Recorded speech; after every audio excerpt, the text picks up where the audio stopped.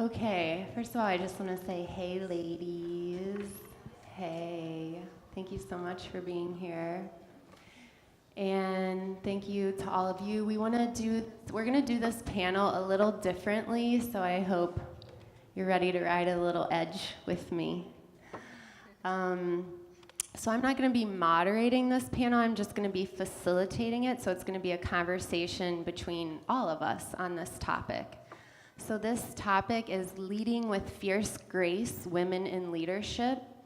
I think it's very apparent, if you don't know, it's a substantial gap between female and male bodies in leadership roles. In fact, I don't know if anybody saw that New York Times article. There's more men named John in executive leadership roles in the United States than women collectively in executive. I know, more men named John. And nothing against men named John, because we've got a man named John. Hey, John.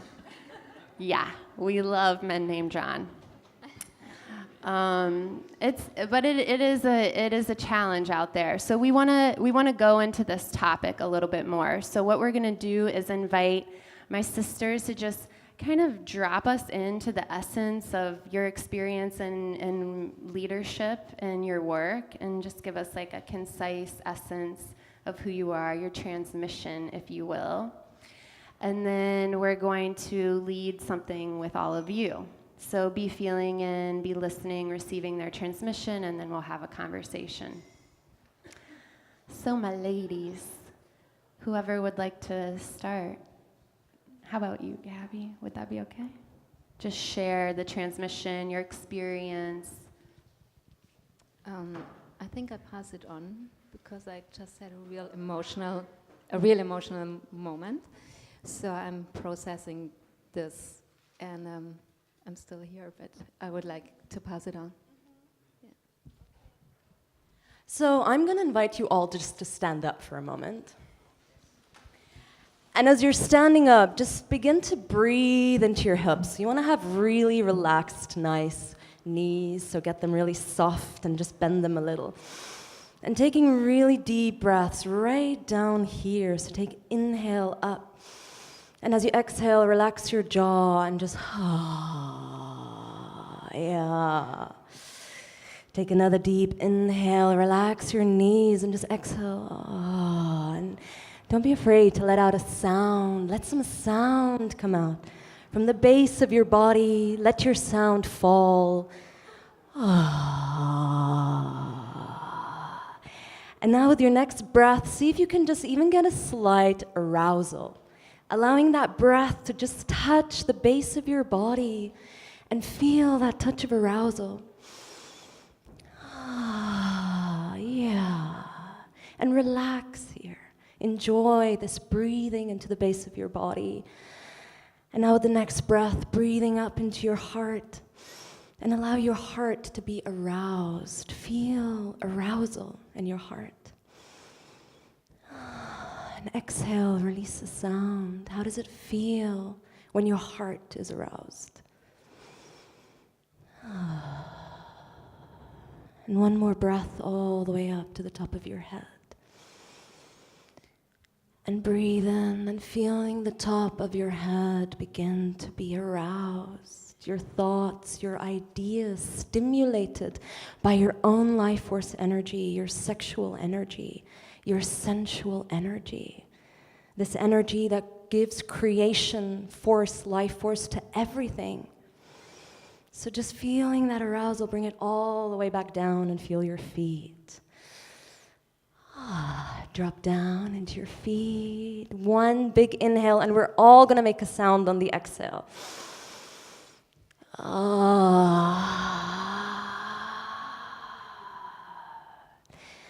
So that's a little transmission about what I feel leadership. We can do so many things through the ideas that come out through our brain. But unless we feel it all the way down and our entire body and being is being aroused and stimulated, then what we create is only half-hearted and doesn't really have the power and the force behind it. Do I have a few more? Yeah, so I come from a land which is Egypt, and over there, women, I was veiled, I was covered, I was very closed, and I was very much afraid to express myself in the world. And it's only since I started cultivating and feeling safe to be a sensual, empowered, and even sexual human being that I found that whatever I did became more effortless. And through my heart and through my ability to connect with others, everything that I was putting my energy into actually started to matter. And working with the mystery, so there's so many things that we can do and be inventive about, but until we actually drop into the mystery, that is a huge creative force, then we're starting to push and force ourselves to do things. And so the transmission around women's leadership is more about relaxing and allowing the mystery to do its work, and we can sit back and actually enjoy the ride.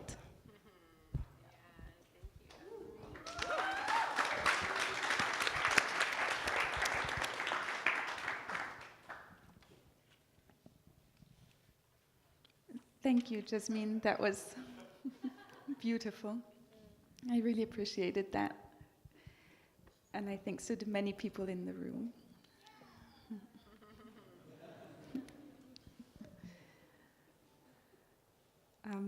How to continue after that?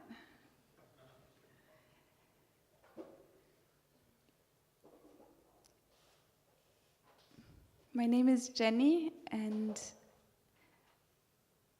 I lived for 8 years in Cambodia, where after 2 initial years and not having planned it at all, I decided, and I co-founded a nonprofit organization supporting children affected by trafficking and child labor. And I spent 8 years living on the ground, working with children from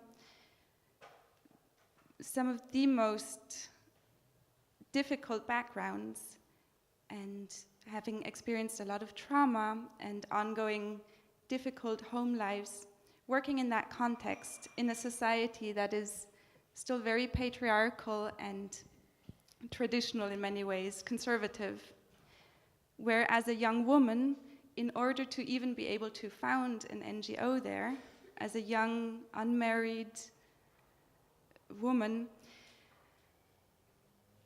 to be able to manifest something and to get the paperwork done, the very necessary but somewhat tedious things that came along with it, I had to learn which rules I had to follow in that context. Especially to be able to create something that consisted, that we could build upon, and that would be ongoing and respected within that local context. And reflecting on, or going through this exercise that you were doing, I could talk about my experiences being a woman in leadership there, yes, but one experience came to mind very, very strongly, of surrendering and being in connection and being able to affect changes or getting things done that way, not through pushing and action, but through actually building connection and being present and surrendering in a way. And what came to mind was, very often we would work with children that were trafficked or at risk of being trafficked. So there were quite a few situations that, looking back and even in them, seemed paradox, absurd, and horrible at the same time. But I would find myself in situations where I was sitting across from men, together with my Cambodian counterparts, knowing that these men had hurt, raped, and sold children, and that they were very intent on not telling us where these children were, because they had no interest in us finding out. And knowing that managing to establish a connection with these men meant the difference between life and death, or life or living in terrible suffering for these children. and it coming very much down to that moment. I am sitting here in front of someone who has done something that I cannot condone, and yet the life of the child depends on me being able to create an absolutely authentic heart connection in this moment. And to get to the point where that person feels completely, or where we both feel actually this connection and care for one another. And when I was able to enter that and create that space, we always managed to get the children back.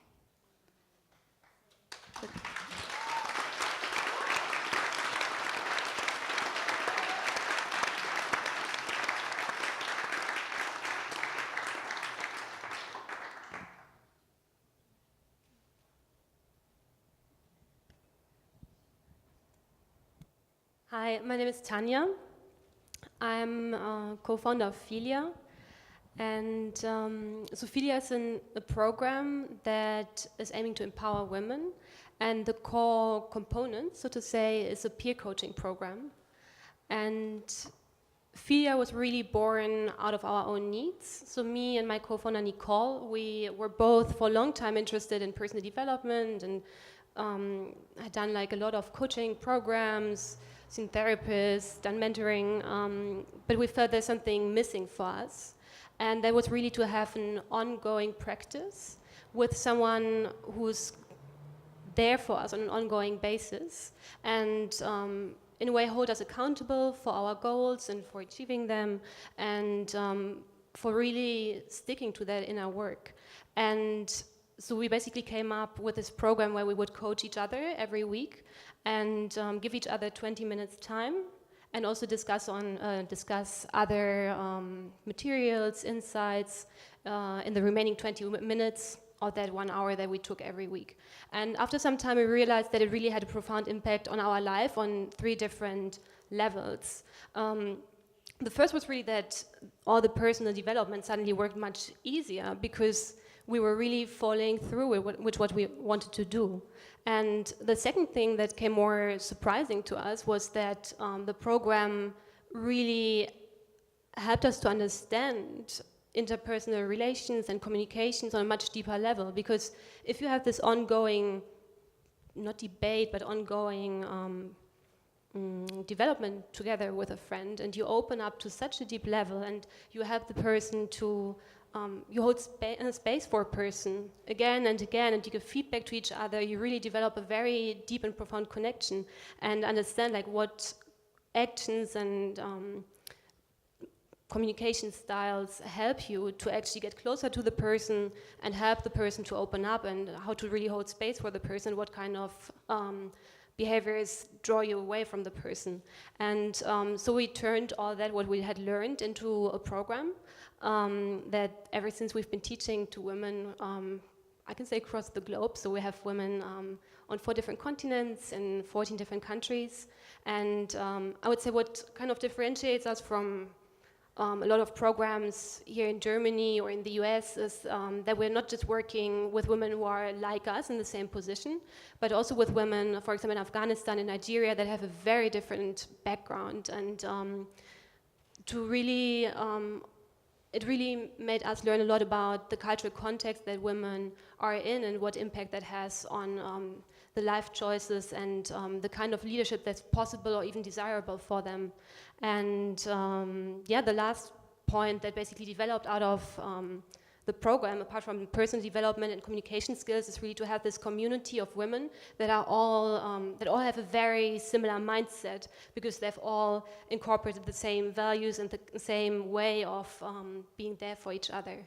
And yeah, that's what we do with Philia and how I came into this debate about female leadership. Thanks.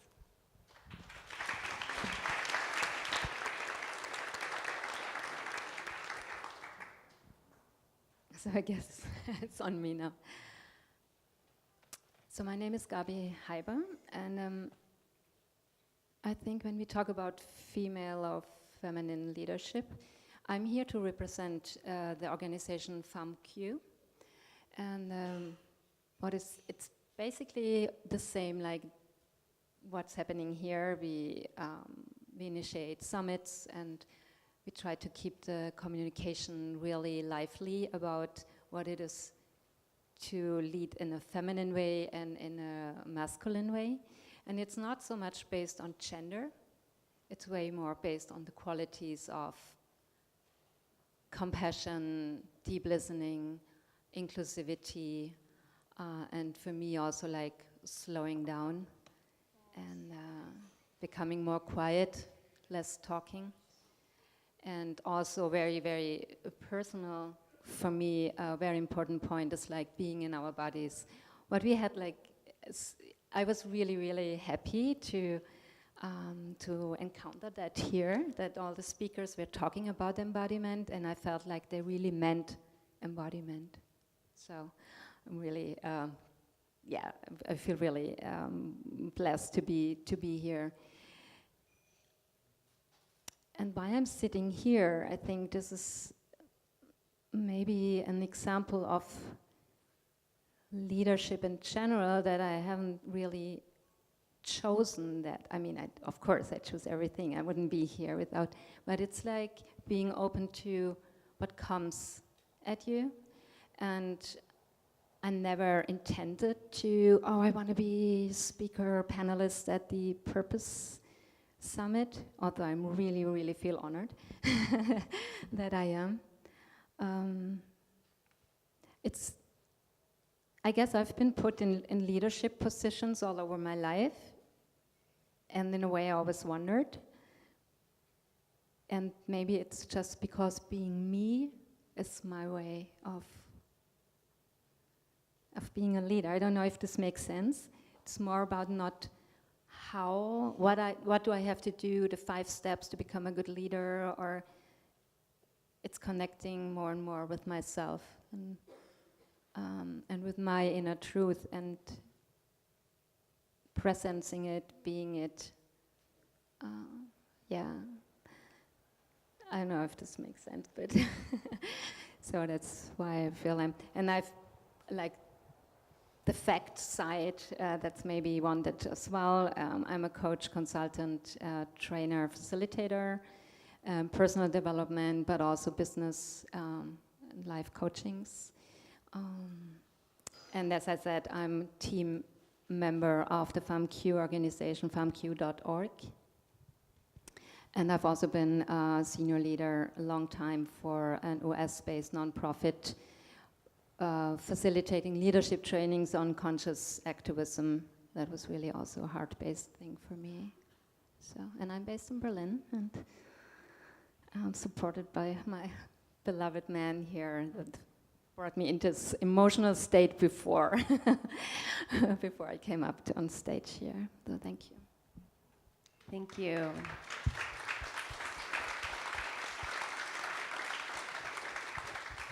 I really felt all of you in that. Thank you so much for giving us your transmission.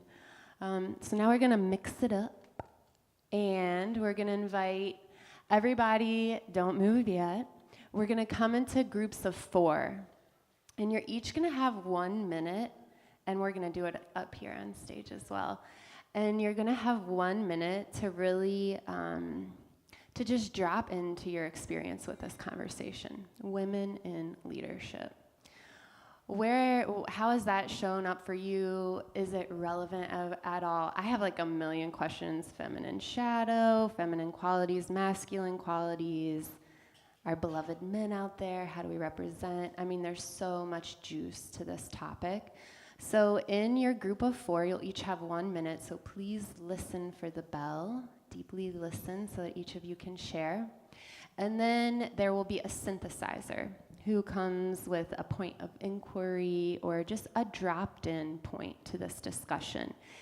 And then whichever groups are on fire, when we're done with the 4 minutes, you can raise your hand, and then we'll listen and have a conversation, and we'll invite our ladies here to just kind of feel into that topic, whether it's a discussion point or a line of inquiry, and we'll just be in conversation together. And I invite whatever really wants to emerge, like be your wild self. I mean, if it's like some movement or words, whatever, it's welcome here. Okay, so do I have a bell ringer for let's just get the bells. Okay, so silently come into a formation, get into formation as Queen Beyonce would say. So 4 people, and we'll do it up here. Yeah, why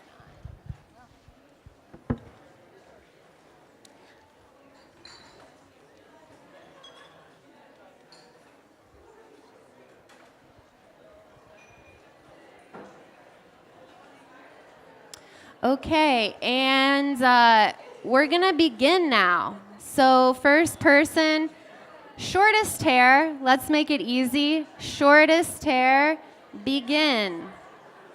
And go. 1 minute, and go.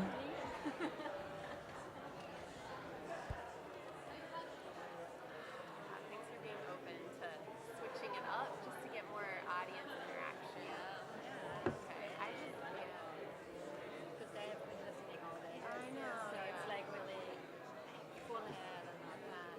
And then when they share, you can just like whoever. Yeah, exactly. Okay, cool. Yeah. And we also know what's really present. Yeah. It's really interesting. So I just went to the IEC conference, Integral European Conference, and they had a workshop on the role of feminine shadow in feminine leadership. And I was like, wow. What was the main point of it? Her shadow, she had like multiple shadows. Her shadow was like she wants all the men. She's like this beautiful Brazilian facilitator. She's like, I always used to hide from it, and then I realized like, no, I do want all the men. Okay. Second person, keep these really short, loving, concise, go. So anyways, that's what's juicy for me right now, is like the role of feminine shadow. I also think it's like really juicy is like when we talk about women, feminine, and sisterhood and all that. It's like actually I feel what really gets me around is like brotherhood within the sisterhood, be healthy, mature masculine, everything that we do, and that it's not the nature. Even women's work and sort of your own mature masculine. I find that a really valid point. Yeah. When it comes to leadership. And so there's a really mature masculine. Maybe we could like bring that up in this circle, just to, because I feel like that would be good to bring in the brothers here to this. And So start with that and then get them to share? Yeah. We have our women here. Yeah. Yeah, I would love to. I mean, I could offer that, and then maybe from there it will get them. Yeah. Well, it's what I just every time nowadays I look at it just Number 3. feminine leadership, especially with our work, because we work with women, is that if you say we have these feminine qualities that I'm embracing and more empathy, what you label as feminine. And we do a program where we want to get women into leadership positions or help women to be in that power.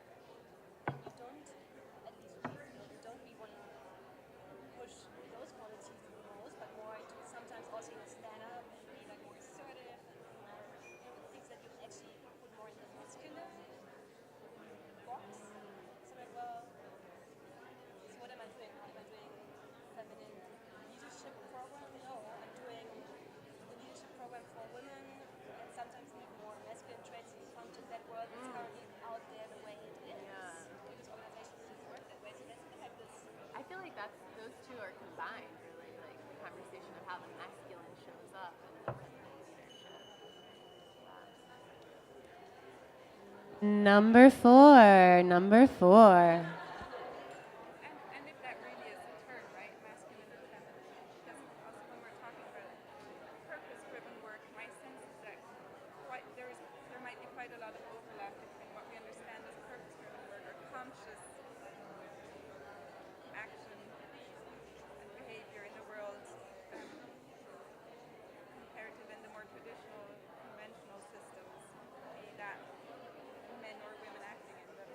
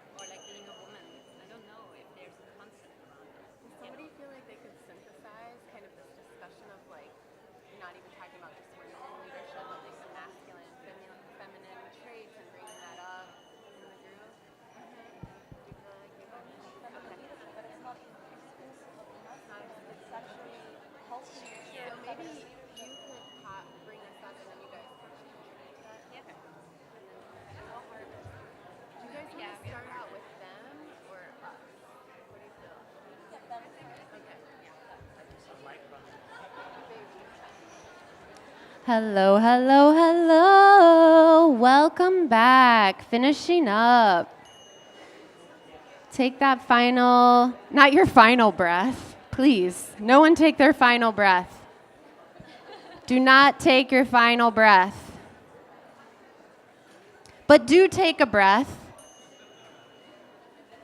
Perhaps hold it for a few seconds. It's hot, so don't pass out. Does anybody care what I'm talking about? It's okay. Thank you guys. I am so excited. We are so excited to see which pod has some juice around this topic. So, who's on fire with desire to talk about women leadership? Which pod? And if you could just stand, and we have a microphone milling around. Okay, I see a hand up here. And could you just say your name so we can know who you are? Stays working? Yeah, okay. And could you stand? Can I just, it will not be much better, sorry, I'm quite short. So, anyway, my name is Magdalena. So I just wanted to share, my experience on the topic. First of all, I wanted to thank this intro because I found it really, really, really, made me realize many things that I've been feeling on my daily working day. So, it was all about as women coming back to our femininity, our sensuality or sexuality, yeah. And so to this, I need to say I work in a men's world, right? So 90% of my team are men, yeah. And I've been realizing that in order to be seen as a valuable piece in my team, I somehow have the feeling that I need to drop my femininity, yeah. So my female attributes. So so somehow this brings me to the conclusion that I think under this image of we are currently living in the era of gender equality, we're actually not at that point yet. So in the old days, women were constrained because they were not allowed to embody manly attributes. Now today, okay, we are given the opportunity to get to leadership positions, but we are not able to live our feminine part, yeah? So for me, this is just a reaction to the previous situation, but it's still not yet a point of equilibrium. So I don't know, I'm interested to see where this path will take us, because as I said, I don't think we are clearly, at the final point yet. So I don't know what your opinion on this is. Okay, so as you guys were circling up, we were circling up here too. And what came up was relevant to your question, which is, so we talk about women's leadership or feminine, but then where's the masculine in that? And right now, if we're going to talk about empowered leadership that actually makes a difference, we're going to begin to bring in the feminine and masculine qualities and begin to integrate them. So as women in female bodies, we have an equal masculine inside of us. And often what happens in this masculine is still very immature. And the world is run by immaturity, immature feminine and masculine. And so an empowered, I would say, feminine, or actually any leader, has a mature masculine that is starting to show up. And so the mature masculine, all those traits in leadership where we're talking about comparing, competing, ambition, driven, drive. I mean, drive and will is a beautiful thing, but when it's overriding the body, when it's overriding compassion, actual listening and connecting with other people, then it's something immature is running the show. So how do we integrate our masculine is an inner job. There's no one who's going to do it for us. How willing are we to actually sit back and begin to marry those parts of ourselves? And it sounds abstract. It's like, what does that mean? How do I start to really merge and create that union? But if we look at war and conflict and everything that we're actually starting to stand up for, we're gonna look inside. And if our inner masculine and feminine are not in a healthy relationship, we are not in a healthy relationship with ourselves. Our mind and bodies are in conflict. We're not able to love ourselves. How are we going to show up for anything or anyone that really matters? So it's really important to take that step to actually start to go inside and begin to look at our inner masculine, feminine, and our inner relationship. And if our relationships outside, especially our sexual relationships, are constantly falling apart, or there's constant suffering, or we're not able to actually be in joy and show up authentically, how are we going to begin to show up authentically for community and begin to really show up in leadership? So these are some of the questions that we go back and begin to feel. We can't even mentally analyze it. It's an inner journey, and it's coming back home to ourselves. And so from that, feminine leadership or masculine leadership or any leadership becomes a mature leadership. Yeah.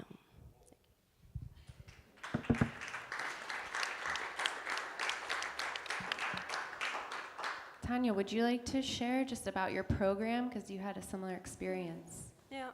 Actually, thanks a lot for sharing, because I think it's quite in line with what we experience at Filia as well, although I would have maybe framed it a bit differently, because there was a point where we were also talking about, well, how do we communicate about our program? And since it's a program focused on women, and we also really believe in compassion, empathy, a lot of the values that are labeled feminine traits or the feminine values, we did use the term feminine leadership for some time, but then we realized if you look at the individual level, like what you said, often in organizations, the way how they exist right now, you actually need qualities that are labeled as masculine qualities, like being assertive, sometimes being quite rational and head-driven. I mean, it's just needed in how the world is right now to become a leader. So we sort of moved away from that, and I mean, that's sort of not to say that we don't believe in feminine leadership. It's more the thought that it's about integrating different qualities. And another reason was also that we think if you use those labels somehow, it can also be a bit in the way maybe of actually focusing on what is it that you want to incorporate. So if you want to incorporate empathy, compassion, sometimes assertiveness, I think sometimes it can even be like from the psychological standpoint, make it even more difficult to take up those values or take up those traits if you think of them as masculine or feminine, because if it's just the trait, then it's easy to take it on. But if you think, oh, it's a masculine trait to be assertive, I need to become more masculine, how am I going to do that? I'm a woman, you know, it kind of creates more problems actually than benefits, maybe, I think. And what was the last thing I wanted to say?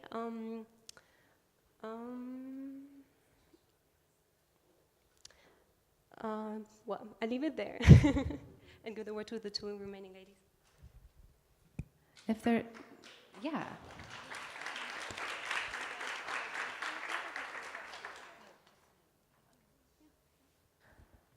Okay, we've got a hand up. Let's keep the conversation going. Hey, my name is Katja, and with my pod, we found the name really exciting, the both parts of the fears and grace. And we wanted to connect it to the beginning, to the morning when Nakis was talking about her experience. And so we see that fears is a no, the really strong no, the separation, the distinction, the filtration, and the grace feels like a yes. Okay, let's do it.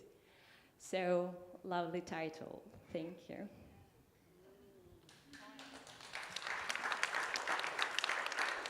That was like poetry.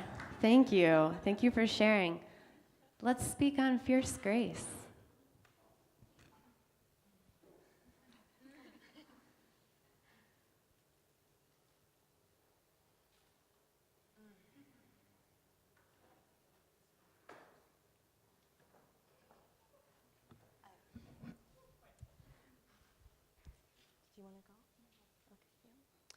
well, I'm happen to be really motivated right now, so. Fierce grace, so looking back at where I grew up and the amount of conditioning, the amount of belief systems, and we all grow up in society with belief system, but it was so deeply ingrained about what it means to be a woman. You are not allowed to dance, you're not allowed to sing, you're not even allowed to show any part of your body that would in any way be beautiful. And so that ferociousness of something deep inside, when something burns so much, and it's, even if we go to the word purpose or passion, when something begins to be alive, it burns so much that it's life or death. It's like, I'm gonna do this, otherwise I'm gonna die. Does anyone have that experience? Like, you're so motivated and driven that if you're not gonna do it, you're about to pop or die or fall down. That's that fire, is that ferociousness of our human life force, our soul that is here for something so much more than just a mediocre life brought about by our conditioning. Does anyone relate to what I'm saying? Can you relate to that? So if we don't have something in the core of our being that starts to burn, that's alive for something, then that's a good time to sit back and to actually say what really matters in my life and where am I distracting myself. So ferociousness is that part of our fire that begins to burn, and it will burn everything in a loving, compassionate, but ferocious way. Saying, this is my life, and I got one life right now, and I'm gonna stand up, I'm gonna be that which I cannot be otherwise. And then that grace is that because we are human, and yes, we're driven by our life force energy, which is in fact our sexual life force energy, but then we're also connected to the stars, we're connected to cosmos, we're connected to something that is divine, that is so subtle. It's so subtle, but it's right there in every cell, right there is divine grace. So yes, as we burn and as we begin to cultivate our ferociousness, to live and to stand up for what we believe in, we also surrender because grace comes in, and we cannot do it without that connection to source and divine. So that's my take on, fierce grace.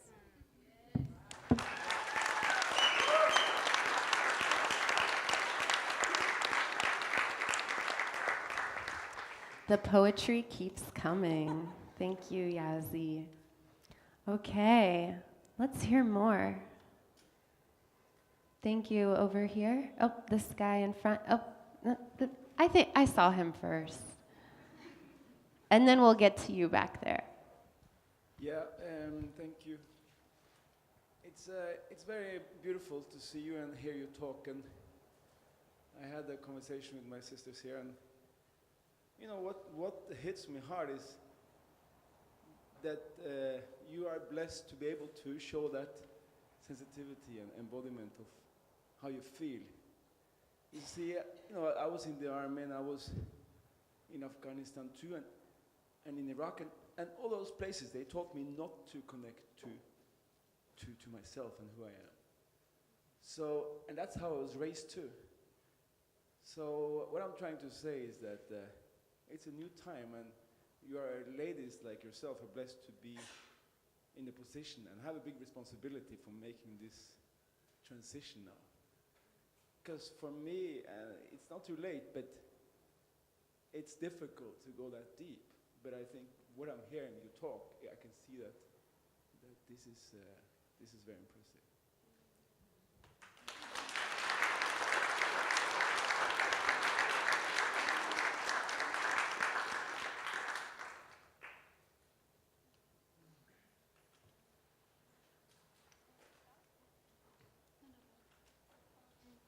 Yeah, thanks for sharing that. One thing that I really liked about what you said is that you've basically been educated or trained in a way not to connect to that deeper level of emotion and so on. And what I like about it is, again, it kind of brings to question this concept of femininity and masculinity, because the question is, to what extent is it really, or are those sides of us that are that we're born with, or that we're in a way shaped by society. And I think I like to question that and to really wonder, so what, is femininity, masculinity something that's inborn, or is it that small children are raised in very different ways? Girls are raised in a different way from boy children, weird word. That also explains to a large extent why women, for example, have some issues in leadership positions where you have to be assertive, because they haven't been raised that way, not because it's just a feminine way. And at the same time, that boys are not raised in a way to be compassionate or to connect to their feelings. And it's interesting to see how that can change with movements like what we're part of at the moment. I think thanks for sharing, it really touched me. But I think what we all, or most of us, cannot speak all, but most of us really experienced in life is that we haven't really learned how to really be with our feelings in general. So we maybe have learned how to use them, right? Or how to suppress them, or how to distract ourselves from them, or, sometimes it's what you said, like the socialization we experienced of women or girls are more allowed to be sad, men are more allowed to be angry, like the cliches, So I think most of us haven't really learned how to really just feel an emotion. And I mean not thinking about it or expressing, I mean really feeling it with every cell in my body and let it just go through me.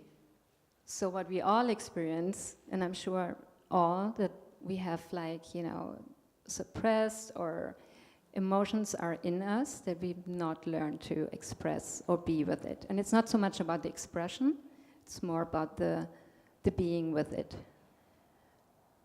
I don't know if this lands, but I think that's what women and men face the same way, that we really haven't learned that.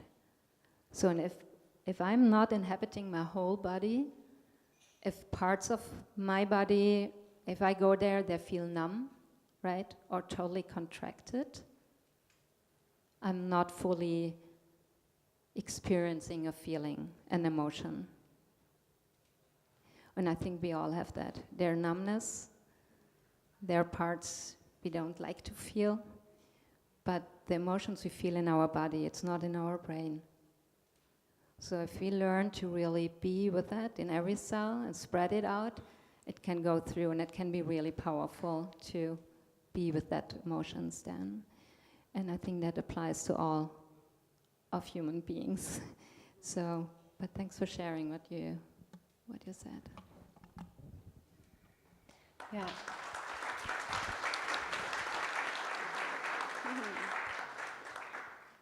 I'm having so much fun. I hope you guys are too. Okay, gentleman in the back. I suppose this is more an invitation or a question, I'm not sure what it is. But we've spoken so much about leadership. And for me, what I'd really love to do is see how can we have a panel where we say leading with fierce grace, men in leadership. Because the more I discover my femininity, so I can step into that and change the world as well as a male. And so it was quite nice that his question was first place so interrelated, in that me as a man, even though I've got more power, I can physically damage you, doesn't necessarily mean to say that I'm empowered. And so how do we extend the conversation to say how do we get empowered men in leadership, as opposed to men of power in leadership? And just would like your comments on that.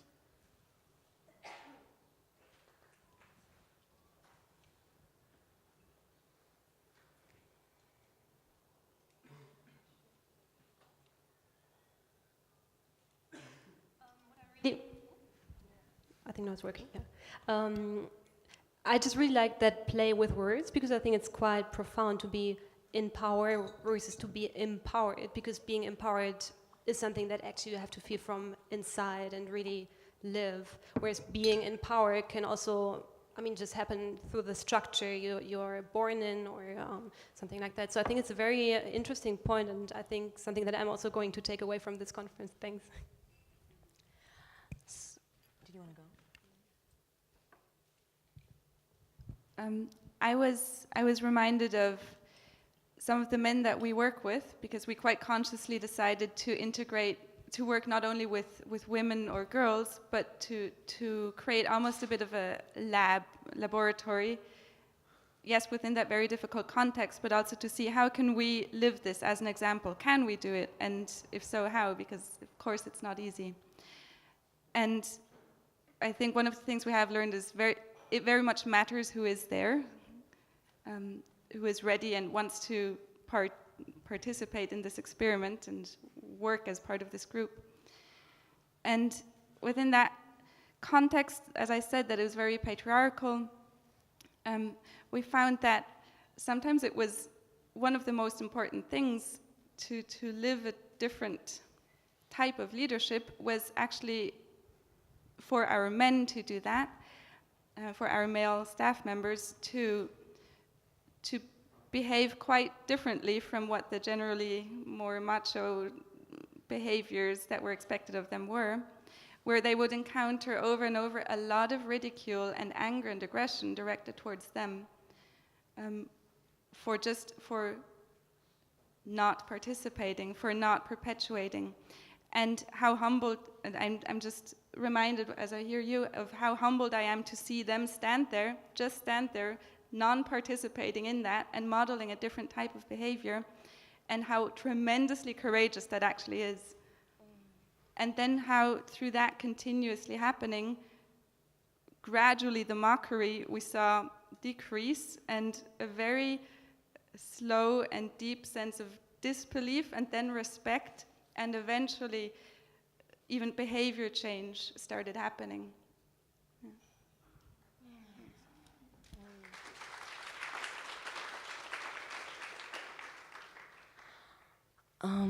When it comes to leadership, I mean, the model is some leader and then a whole bunch of followers, right? That's like the stereotyped leadership. Whereas when when I heard you speak, it's like, so what's the empowered leadership? And again, let's not go into men leading or women leading, let's just go into mature leadership. I would say that right now what's happening is the sharing of power. And so it's not one person leading, everyone else following. It's how do we all start to invoke and awaken to our most sovereign self, and then stand up together as leaders, each one of us, and share power. So you might have a great empire that has great ideas and many people, great, but you're isolated.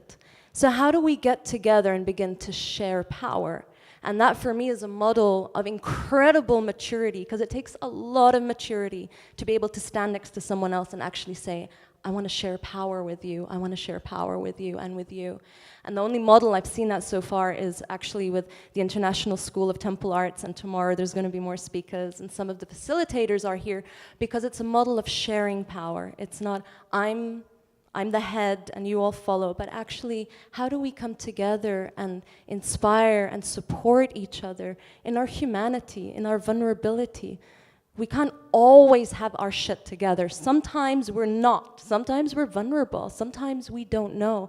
But to feel that someone there has you and is supporting you is an incredible act of power and leadership. And so we're not having to do everything on our own, but we're able to start to support each other because we're willing to share our power and not be over or above anything. So yeah. Thank you. And I just wanted to add that I think there's a certain danger in creating new concepts about things, conceptualizing, intellectualizing things instead of starting to really deep listening to what every situation needs, how we respond to it. So, and that might be the shared power, that might be everything. So it's like, and I tend to do that myself, to go like, okay, what is the concept of feminine leadership and what does it need, what qualities, 5 steps to whatever. And I wanted to really step back and not going into concepts, more opening the space to a new paradigm, but since it's new, we don't know. So.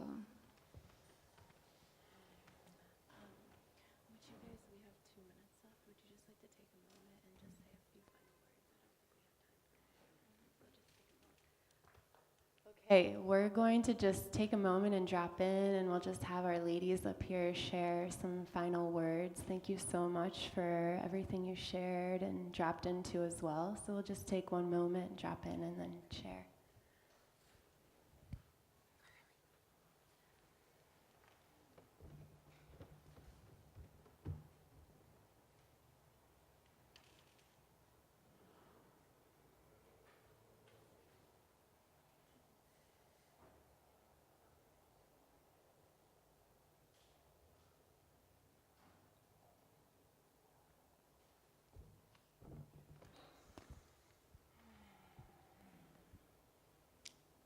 Okay, whoever would like to kick us off.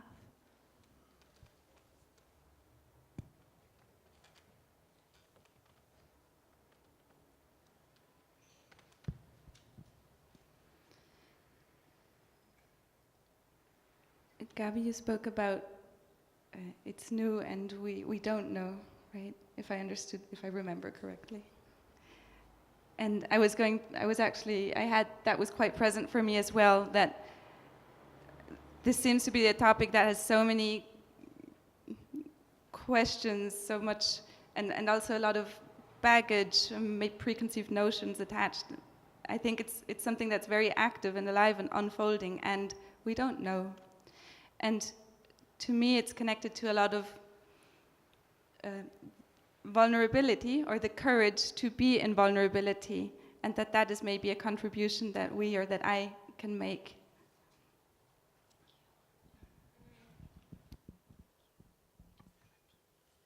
Yeah, and I just want to add to that, like being in the unknown and experiencing the unknown together, and allowing ourselves to fail or like to make mistakes, and look at it and go like, okay, start again.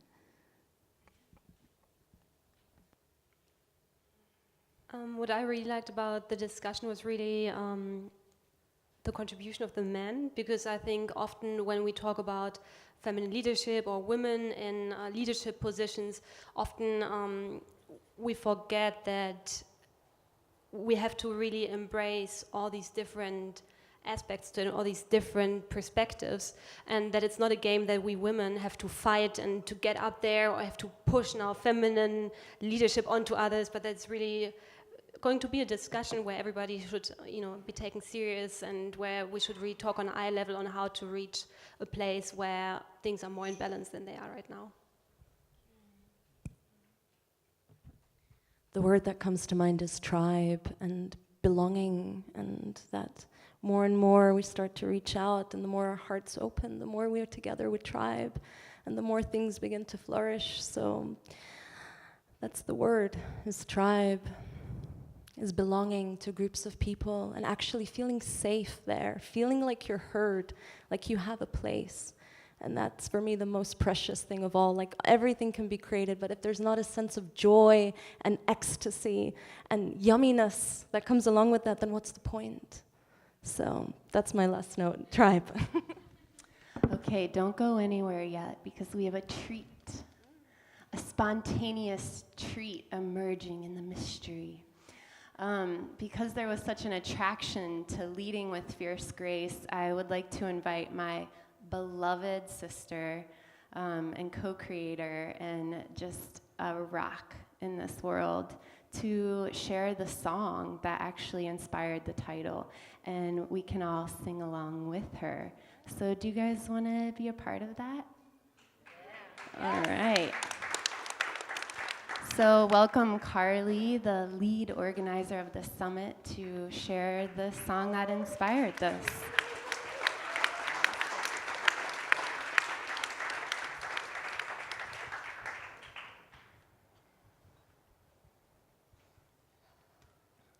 thank you, ladies. I really enjoyed the panel and just the embodiment of the fierceness and the grace. And yeah, I guess let's close by all joining our voices together.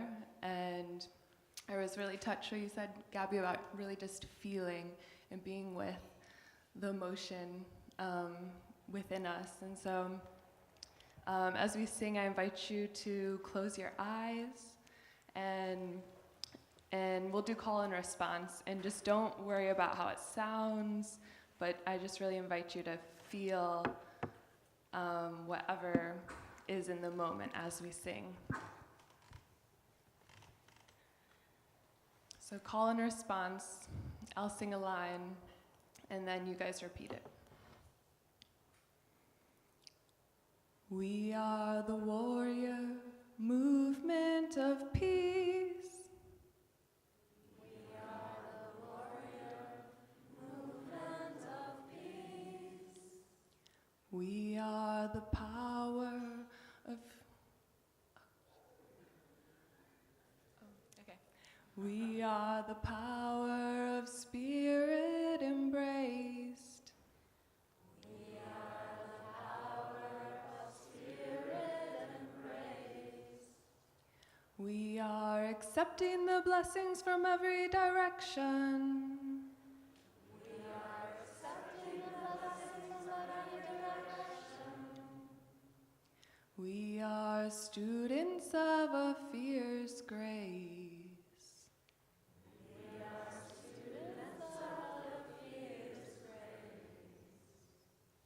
We are the warrior movement of peace. We are the warrior movement of peace. We are the power of spirit embraced. We are the power of spirit embraced. We are accepting the blessings from every direction. We are accepting the blessings from every direction. We are students of a fierce grace. We are students of a fierce grace. We are students of a fierce grace. We are students of a fierce grace.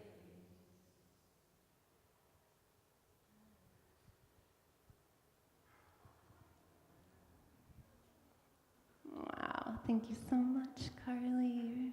Thank you, Carly. Thank you to all of you for sharing in your voices.